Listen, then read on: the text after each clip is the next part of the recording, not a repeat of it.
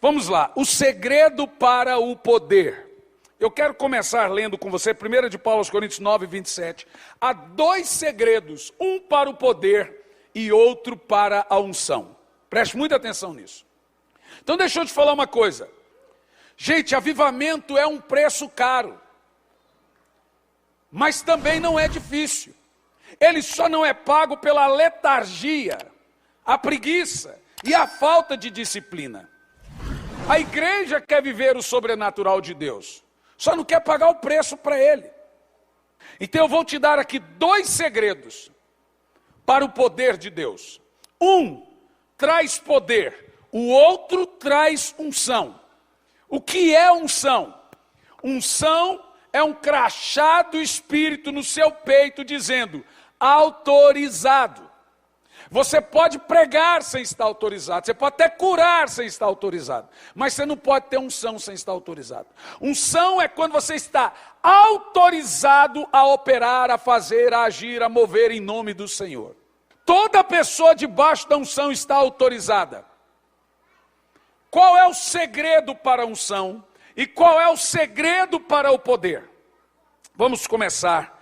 1 Coríntios 9, versículo 27. Mas esmurro o meu corpo e faço dele meu escravo, para que tendo pregado a outros, eu não venha eu mesmo ser reprovado. Gente, esse texto me destrói.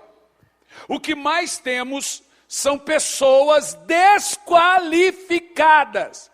Não no que falam, não na qualidade, não no ensino, não na expertise, não no domínio público, não no dom, desqualificadas por Deus. Paulo não está dizendo que o medo dele era ser desqualificado perante as pessoas. Não, é ser reprovado e desqualificado por Deus. E qual foi a estratégia de Paulo? Escravizar o seu corpo. Ele não está dizendo que o corpo dele seria escravo do diabo. E nem está dizendo que o corpo dele seria escravo de Deus. Ele está dizendo que o corpo dele seria seu escravo. O texto é, coloco o meu corpo em total disciplina. O homem e a mulher de Deus que quer viver intensidade de avivamento, ele precisa entender que três coisas devem lhe ser comuns. Anotem, rotina, disciplina e foco. É como uma academia, é como escovar os dentes. A vida com Deus, que traz poder e unção, é como um depósito. Oração, jejum é um depósito. Você vai orando, orando, jejuando, e na hora parece que não está dando muito resultado. Chega uma hora, o Senhor vem e diz, agora vem e saca tudo. Você não percebe a disciplina. Rotina é como educar filhos. Filhos têm que dormir todo dia na mesma hora, e acordar todo dia na mesma hora, e comer todo dia na mesma hora. Casa que não tem rotina é bagunçada. Casa que não tem disciplina é bagunçada. Quer mais rotina, disciplina e foco que uma igreja exige? Que uma família exige? O céu tem rotina, disciplina e foco. O nosso problema é que nós temos foco para mamon. Temos rotina para mamon. Temos disciplina para mamon. Chegamos no horário certo no emprego, saímos no horário certo no emprego, saímos tal hora de hora, chegamos tal hora em casa, mas não temos foco, disciplina e rotina com Deus. Paulo está falando disso. Eu escravizo o meu corpo. Eu aprendi a levantar antes, jogar água, esperar um pouco antes de orar. Então eu aprendi, veja, fiquei esperto na oração. Eu levanto, espero o meu corpo despertar e aí eu vou orar. Senão é uma oração inconsciente. E depois, e o sono volta? Bom, depois, irmão, depois já está quase a hora do almoço. Mas nem sempre é assim. E como que você vai por tanto tempo? Não tem como parar depois que ele vem. Não tem um dia que eu não sou visitado por ele. Deixa eu te falar uma coisa. Existe uma coisa na Bíblia. Tem duas maneiras que os profetas usam como padrão de voz de Deus. Por exemplo, Jeremias dizia assim, veio a mim a voz do Senhor. Mas horas você vê tanto Jeremias como Ezequiel dizendo, veio a minha voz, Senhor, com sua forte mão. É diferente. ter a voz de Deus é uma coisa, com a sua forte mão é outra coisa. Não tem um dia que eu não sou visitado. E eu vou te falar hoje até a hora exata que eu sei que ele vem. Quando viro o relógio, eu já me preparo. É impressionante. Deus é um Deus de rotina. Ele tem a hora certa para todas as coisas. Você quer ver? No dia da quê, os fariseus, nós já aprendemos que eles jejuam segunda e quinta-feira. E nós sabemos disso, que Jesus falou sobre isso. Os discípulos de Jesus jejuavam mais que os fariseus. Então, provavelmente 2, 3 vezes na semana. Você começa a perceber que a vida cristã sempre foi feita de disciplina e foco. E se você não mudar isso, você não terá novas experiências com Deus. Então guarde aí. O apóstolo São Paulo, primeiro, está nos dizendo aqui que existe apenas 2 maneiras para se adquirir unção e poder. 2 caminhos possíveis, que um não substitui o outro. Não é como café e chá. Eu sou do café, o outro, eu sou do chá. Eu sou do chá. Então não é essa tipo assim, eu sou do legume, eu sou da carne. Eu sou do pão. Não, essas 2 coisas não conflitam a outra. As 2 coisas, uma traz poder e a outra traz a unção. Hoje estava falando com a minha esposa. Uau, ela disse, amor, a igreja está numa situação, uma menininha de 5 anos de idade, foi visitada pelo Espírito, foi na escola no outro dia, começou uma célula na escola com 5 amiguinhas, agora está com 15 amiguinhas na sala, todo dia, a menininha.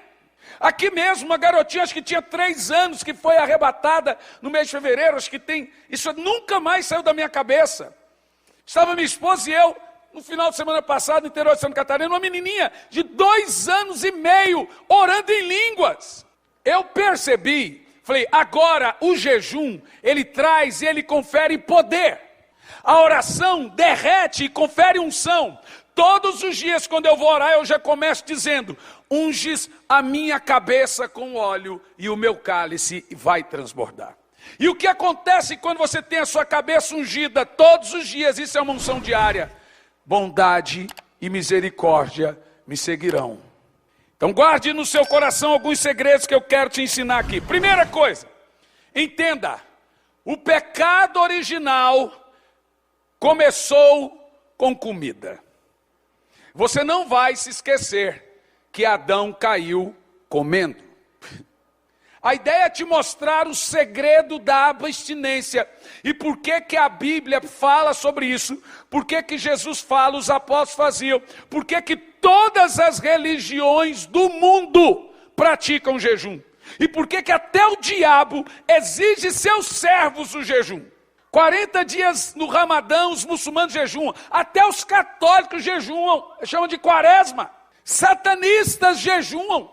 Kardecistas jejuam. Não, nem vou falar dos monges. Por quê? Que o jejum é uma prática espiritual praticada em todas as religiões. Lembre-se, Deus, o primeiro mandamento de Deus para Adão foi para que ele fizesse um jejum. Não coma daquela árvore. E o primeiro pecado foi quebrar o jejum. Veja, Adão caiu comendo. Jesus começou o seu ministério, porque a primeira coisa que Adão perdeu quando quebrou o jejum foi o poder, o domínio. E agora Jesus não precisava jejuar, mas ele jejuou por quê? Para recuperar o poder e o domínio. Então se Jesus, que é o último Adão, tinha que recuperar aquilo que Adão perdeu quebrando o jejum, Jesus tinha que obrigatoriamente, em carne, começar seu ministério fazendo para começar e a receber e adquirir de novo poder e domínio. Então é claro e fica muito claro para mim que o jejum tem um propósito. Muito, gente. O jejum ele serve para qualquer coisa que você possa imaginar e não deixe ninguém pôr o dedo no seu jejum. Só põe uma coisa na sua cabeça, jejum bíblico é de comida, tá? Vou jejuar de chocolate, vou jejuar de Netflix. Jejum bíblico é comida. Vou jejuar de não sei o quê. Jejum tem que doer na carne. Ai, não gosto de fazer jejum que dói a cabeça, dá fome, é jejum. Então qualquer coisa que moa a sua carne está fazendo bem para o espírito. Qualquer coisa que faça bem para a sua carne está fazendo mal para o espírito. Vamos ver duas coisas aqui interessantes. Primeiro Joel 1:14, para você ver como que, em primeiro lugar, jejum libera poder. Eu quero que você diga 3 vezes isso. Jejum libera poder. Joel 1, versículo 14. Você vai se lembrar o seguinte, preste muita atenção. Promulgai um santo jejum. Convocai uma assembleia solene. Isso aqui é uma assembleia solene, apesar que é a Canaã, mas é uma assembleia solene. Congregai os anciões, todos os moradores da terra, para a casa do Senhor vosso Deus, e clamai. 2 coisas começam aqui, até chegar a profecia do Pentecoste. Comecem a fazer 2 coisas, oração e jejum. Não teremos nenhum avivamento sem essas 2 práticas. São 2 coisas que estão no altar do avivamento. Agora veja Joel capítulo 2, no versículo 12. O que faz jejum? Ainda agora mesmo, diz o Senhor, convertei-vos a mim de todo o vosso coração. Isso com 3 coisas, jejuns, quebrantamento, derretimento, você vai ver isso no livro, e muitas lágrimas. O jejum já arrebenta com você e dá vontade de chorar. Primeiro você começa chorando de raiva, de fome. Depois você chora de verdade. Mas olha o que o jejum é, jejum e oração é. Converta o coração do povo. Então Elias dizia, Senhor, obrigado, porque o Senhor usou seu servo para trazer o coração do povo ao Senhor. Quando você traz o coração do povo a Deus, quando você está debaixo do Espírito profético, quando você repara o altar da adoração, e o povo se volta para Deus com jejuns e orações. O Senhor disse, eu vou derramar avivamento, mas convertam-se a mim com jejuns e oração. Então, jejuar é voltar-se para Deus. E por quê, gente? Preste muita atenção. Tome muito cuidado com comida. É no coração que nós construímos ídolos. E só em oração que os quebramos. Porque se você não orar e jejuar, você não vê o que se torna ídolo para você. Vou te dar alguns textos aqui. Primeiro, de Paulo aos Coríntios, capítulo 9, versículo 27. O texto que foi lido, que Paulo fala sobre escravizar o corpo. E Paulo não está falando aqui de autoflagelação, como faziam os católicos. Ele está falando de disciplina, foco, rotina. Eu faço isso como rotina, foco e disciplina.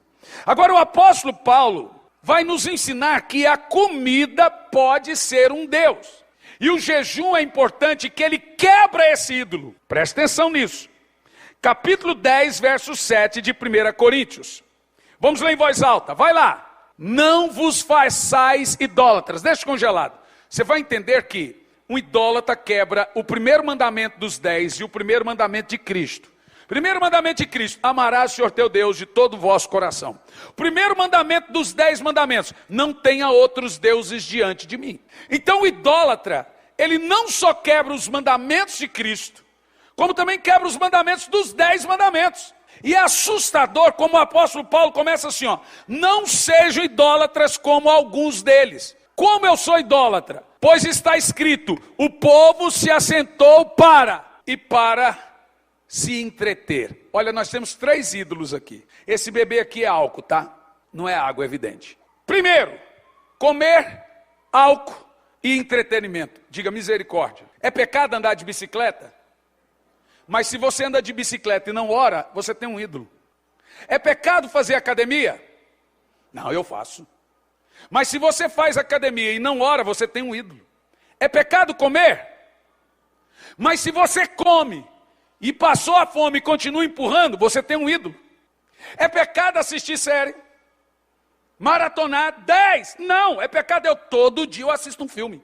O apóstolo Paulo deixa uma coisa clara aqui, ó. Comida pode ser um Deus. Bebida pode ser um Deus. E entretenimento em demasia pode ser um Deus. Diversão. Já dizia Leonard Ravenhill, o entretenimento é o substituto diabólico da alegria. Quem não tem alegria em Deus, procura alegria em tudo. Mas não é pecado cinema, não é pecado andar de bicicleta, não é pecado academia, não é pecado assistir um filme, não é. É pecado você ter tempo para tudo e nunca ter para Deus no secreto. Aí você construiu um bezerro de ouro, chamado meu tempo. Ai, pastor, eu não estou tendo tempo para a igreja. Mas tem todo dia, acorda de madrugada para Mamon e chega em casa no final da tarde por causa de Mamon. Para Mamon a gente tem tempo, mas nunca temos tempo com ele. E aí o que nós temos aqui agora então? Um idólatra. O jejum, ele vem em primeiro lugar para quebrar esse altar ídolo. Esse ídolo do entretenimento. Por isso que não tem jejum assistindo filme. Não tem jejum falando muito. Não tem jejum comendo. Não tem jejum se divertindo. Jejum é dele. Jejum é ministrar ao Senhor. Então não tenha jejum que não quebre ídolos. Todo jejum, ele já começa, pau, quebrando todos os ídolos. Jejum é fazer o que Abraão fez. Quebrou os ídolos. Ele destrói os ídolos. Então por que o jejum libera poder? Porque ele libera o coração para Deus. Ele traz o coração para Deus. Um ponto tão importante que eu quero dizer a você aqui agora. Faça-se 5 perguntas para você que quer algo diferente de Deus. Quem gostaria de ser visitado pelo Senhor aí? Eu já vi o Senhor 3 vezes. Anjo, muitas vezes. Sério, pastor? Eu fico preocupado quando um crente diz assim, como o senhor consegue ver? Eu falo, como que você não? Se até Balaão, aquele burro profeta, que falou com um profeta burro, viu um anjo, como é que você não está vendo? Se Balaão viu um anjo, como que você não está vendo? 75% da Bíblia é visitação, é experiências, é revelações. Todos os servos de Deus, os profetas no caminho de Emaús viram. Jesus apareceu para muitos depois já de ressuscitado. 540, 20, os 12. Apareceu para as 2 mulheres. Elas foram no túmulo e viram o que lá? Um anjo. No Velho Testamento todos, um anjo foi na casa de Abraão, tomou café, comeu pão de queijo com ele. É a Bíblia que você lê, meu irmão. Aqueles que dobram os joelhos para orar, são os que recebem visitas de anjos. Deus quer visitar você.